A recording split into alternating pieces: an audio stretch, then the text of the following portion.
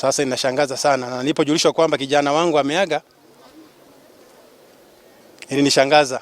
Sasa mahali alifia kwenye maji hayo ni kina kirefu sana, kirefu kabisa, ni maji ya kufia kwenye sehemu ya kifua hivi, na kijana wangu hajawahi kupiga mbizi, hajui kuogelea. Inashangaza ni vipi aliingia majini. We are requesting the national government, the county government of Kakamega, just help us because we are inactive in this process. The parents are mourning, the comrades are just mourning.